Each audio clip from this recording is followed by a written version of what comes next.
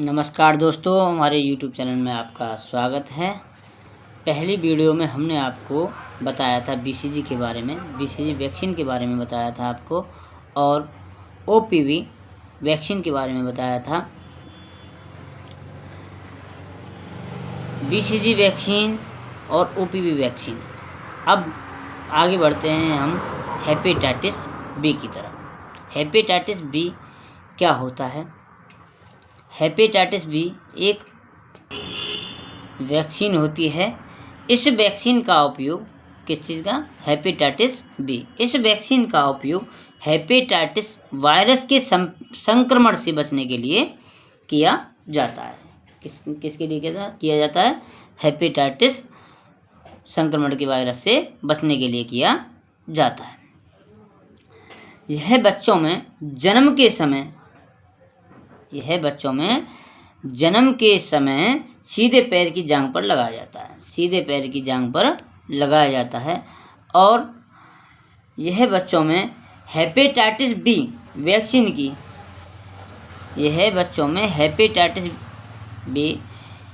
बच्चों में 0.5 ml की डोज दी जाती है। बच्चों में कितने ml की डोज दी जाती है? 0.5 ml की डोज दी जाती है। अब हम आगे बढ़ते हैं पेंटावेलेंट वैक्सीन की तरफ। पेंटावेलेंट वैक्सीन, यह एक पेंटावेलेंट वैक्सीन होती है। ये क्या होती है? एक पेंटावेलेंट वैक्सीन होती है। यह 5 वैक्सीन के कॉम्बिनेशन से बनी होती है। क्या होती है? ये 5 वैक्सीन का कॉम्बिनेशन होता है। क्या होता है? 5 वैक्सीन का कॉम्बिनेशन होता है। कौन कौन सी होती है वो? ध्यान से सुने। नंबर 1 DPT हेपेटाइटिस बी और HIV। DPT में 3 वैक्सीन होती हैं। कौन कौन सी होती हैं? D का मतलब होता है डिप्थीरिया। क्या होता है? डिप्थीरिया। अच्छा, इसको हम इसका दूसरा नाम क्या है? रोहिणी बोलते हैं इसको। क्या बोलते हैं? रोहिणी। और दूसरा कौन सा आता है हमारा? परटूसिस। क्या आता है? परटूसिस। और तीसरा होता है टेटिनस। और चौथा होता है हमारा हेपेटाइटिस बी। और 5वां होता है HIV। अच्छा, HIV का पूरा नाम क्या होता है? HIV को हम बोलते हैं हीमोफिलस। क्या बोलते हैं? Haemophilus influenza type bacteria. Haemophilus influenza type bacteria. Pentavalent vaccine कौन से सन में बनाई गई थी? 2011 में। उससे पहले नहीं थी। कौन से सन में बनाई थी? 2011 में इसको बनाया गया था।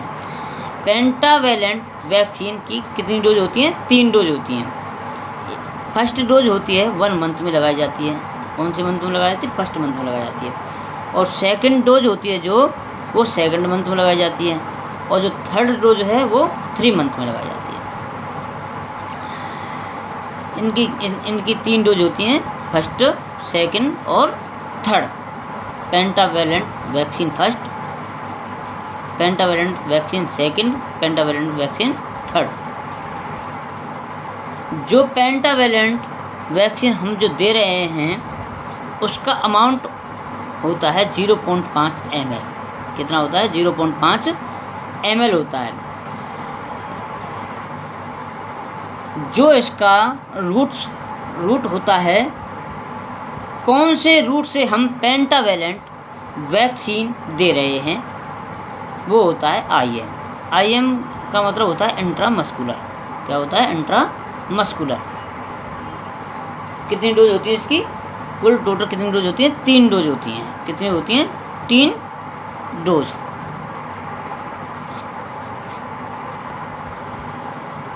जो इसको स्टोर करते हैं, कौन से टेम्परेचर पर स्टोर करते हैं? वो होता है 2 to 8 डिग्री सेल्सियस पर। कितने पे करता है? 2 to 8 डिग्री पर। सिर्फ 2 ही ऐसी वैक्सीन होती हैं। कौन सी होती हैं? 2 ही ऐसी वैक्सीन होती हैं। एक तो होती है येलो फीवर और दूसरी कौन सी होती है हमारी? Polio vaccine. जो येलो फीवर जो स्टोर होती है और वो कितने पे होती है? 40 डिग्री सेल्सियस पर। येलो फीवर जो स्टोर होती है कितने पे होती है? 40 डिग्री सेल्सियस पर। और पोलियो वैक्सीन कितने डिग्री सेल्सियस पर स्टोर होती है? -20 डिग्री सेल्सियस पर। -20 डिग्री सेल्सियस पर। अगर हम बात करें सप्ताह के हिसाब से डोज मेंटेन करें कि पेंटावेलेंट वैक्सीन की फर्स्ट डोज 6 सप्ताह यानी कि 6 वीक पर दी जाती है और पेंटावेलेंट की सेकेंड डोज 10वें सप्ताह यानी 10th वीक्स और थर्ड डोज पेंटावेलेंट की 14वें सप्ताह यानी कि 14 वीक्स पर पेंटावेलेंट वैक्सीन दी जाती है। अब इसके बाद आता है हमारा रोटा वायरस वैक्सीन। क्या आता है? Rota virus vaccine. Rota virus vaccine का उपयोग बच्चों में रोटा वायरस के संक्रमण से बचाने के लिए किया जाता है। रोटा वायरस के संक्रमण से बचाने के लिए किया जाता है। शिशु टीकाकरण में रोटा वायरस वैक्सीन को शामिल किया गया है। शिशु वैक्सीन में टीकाकरण में रोटा वायरस वैक्सीन को भी शामिल किया जाता है। यह एक तरह का वायरस होता है। क्या होता है? यह एक तरह का वायरस होता है जिसकी वजह से शिशु में गंभीर दस्त और निर्जलीकरण के साथ ही उल्टी और बुखार भी हो जाता है। उल्टी बुखार भी हो जाता है। इस वायरस से बचाने के लिए रोटा वायरस वैक्सीन लगाई जाती है।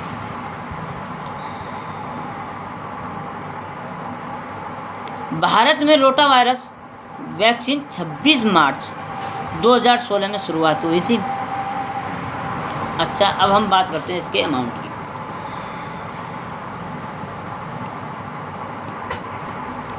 इसका अमाउंट होता है रोटा वायरस वैक्सीन में 5 ड्रॉप। कितना दिया जाता है? 5 ड्रॉप दिया जाता है रोटा वायरस में। रोटा वायरस की 3 डोज होती हैं।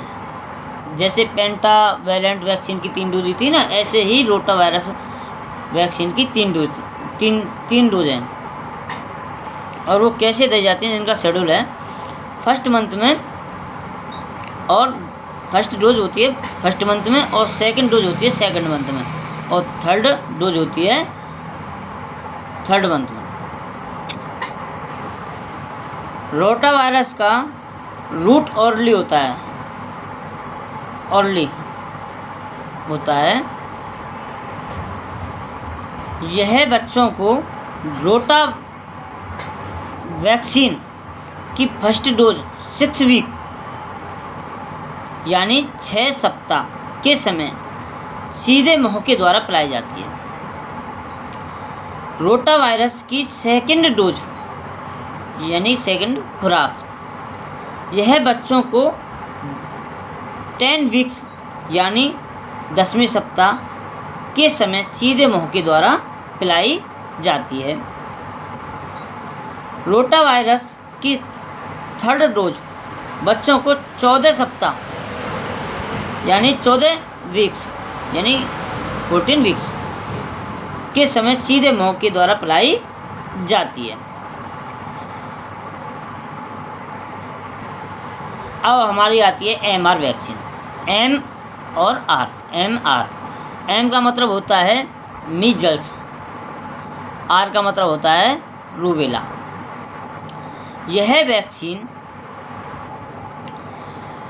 वैक्सीन बच्चों को खसरा और रूबेला के संक्रमण से बचाने के लिए इस वैक्सीन का यूज किया जाता है।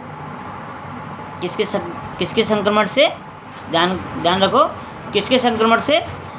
बच्चों में खसरा और रूबेला के संक्रमण से बचाने के लिए इस वैक्सीन का उपयोग किया जाता है। एमआर में मीजल्स और रूबेला में 2 डोज होती हैं, 2 डोज शामिल होती हैं। कौन कौन सी? मीजल्स और रूबेला।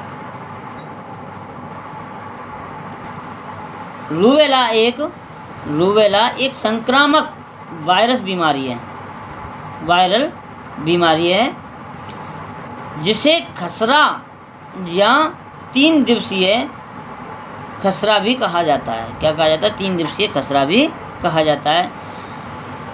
इसका अमाउंट 0.5 ml लगाई जाती है। यह कितनी लगाई जाती है? इसकी डोज कितनी है? 0.5 ml लगाई जाती है।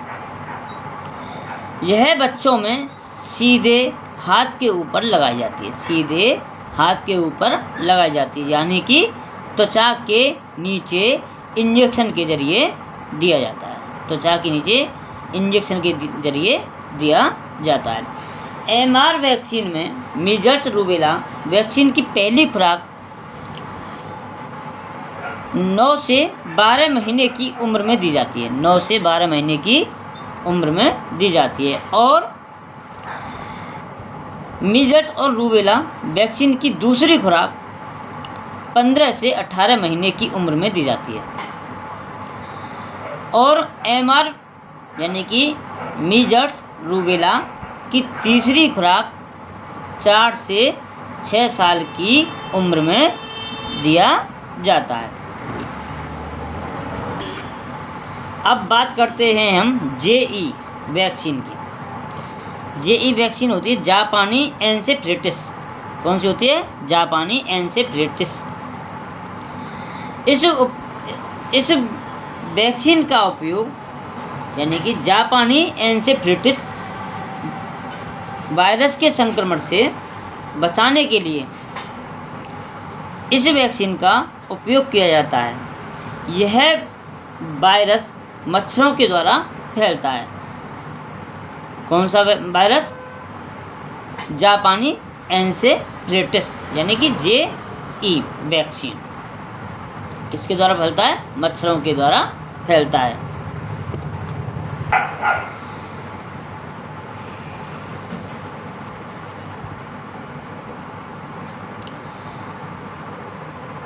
जेई एक बहुत ही खतरनाक बीमारी होती है। क्या होती है? एक बहुत ही खतरनाक बीमारी होती है। यह 1 साल से 15 साल तक के बच्चों में होती है। कितने साल तक के बच्चों में होती है? 1 साल से 15 साल तक के बच्चों में होती है। हालांकि ये नॉर्मल रूटीन टीका नहीं है, हालांकि ये नॉर्मल रूटीन टीका नहीं है और सभी के लिए रिकमेंडेड नहीं होता है। इस वायरस की वजह से शुरुआत में बच्चे को बुखार की शिकायत होती है, बुखार होता है। उसके बाद बच्चा कोमा में चला जाता है। बच्चा किस में चला जाता है? कोमा में चला जाता है और बेहोश होने लगता है। क्या होने लगता है? बेहोश होने लगता है। बच्चा को फिट्स वगैरह आने लगते हैं, फिट्स वगैरह आने लगते हैं। लगभग इस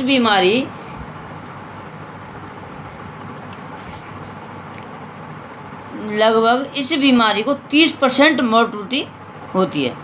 कितनी होती है? 30% मोर्टलिटी होती है। सपोज करो यानी कि 100 बच्चों को ये बीमारी होती है। सपोज करो यानी कि 100 बच्चों को अगर ये बीमारी होती है तो 30 बच्चे इस बीमारी की वजह से ख़त्म हो जाते हैं। कितने? 30 बच्चे इस बीमारी की वजह से ख़त्म हो जाते हैं। अब बात करते हैं इसके डोज की। जापानी एन्सेफेलाइटिस की फर्स्ट डोज 9 से 12 महीने के बीच में दी जाती है। कौन से महीने में दी जाती है? 9 से 12 मंथ के बीच में दी जाती है। यह बच्चों को 9 से 12 महीने के बीच में उल्टे हाथ के ऊपर लगाई जाती है। कहाँ पर लगाई जाती है? उल्टे हाथ के ऊपर लगाई जाती है। इसका अमाउंट होता है 0.5 ml होता है। कितना होता है? डोज कितनी होती है? 0.5 ml होता है। तथा जापानी एन्सेफेलाइटिस की दूसरी खुराक 16 से 24 महीने के बीच में दी जाती है, यानी कि 16 से 24 मंथ के बीच में दी जाती है। यह बच्चों को 16 से 16 से 24 महीने के बीच में उल्टे हाथ के ऊपर लगाई जाती है। अब आते हैं, हमारी वैक्सीन आती है विटामिन ए। क्या होती है? Vitamin A. इस वैक्सीन का उपयोग विटामिन ए की कमी को रोकने के लिए विटामिन ए की खुराक दी जाती है। विटामिन ए की कमी को रोकने के लिए विटामिन ए की खुराक दी जाती है। 9 महीने की उम्र पूर्ण होने पर 9 महीने की उम्र पूर्ण होने पर खसरे के टीके के साथ विटामिन ए की पहली खुराक तथा PCV pneumococcal conjugate vaccine booster खुराक दी जाती है। तथा बच्चों को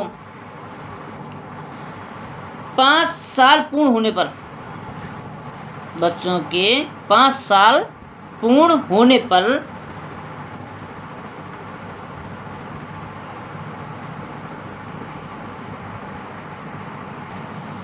6 महीने के अंतराल पर विटामिन ए की कुल 9 खुराकें दी जाती हैं।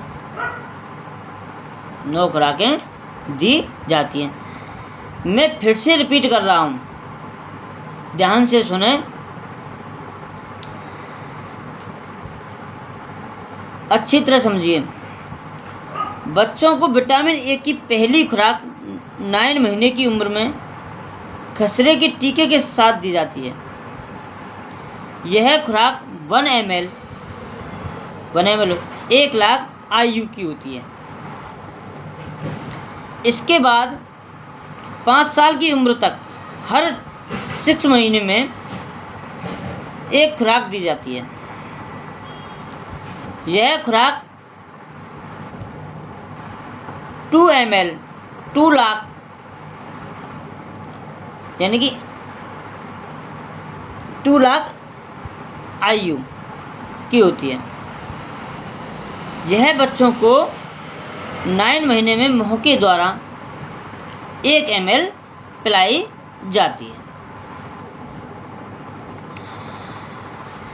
विटामिन ए को पिलाने से बच्चों को रतौंधी, नेत्र रोग आदि बीमारियों से बचाया जा सकता है। अब आती है हमारी DPT बूस्टर वैक्सीन। क्या आती है? DPT booster vaccine.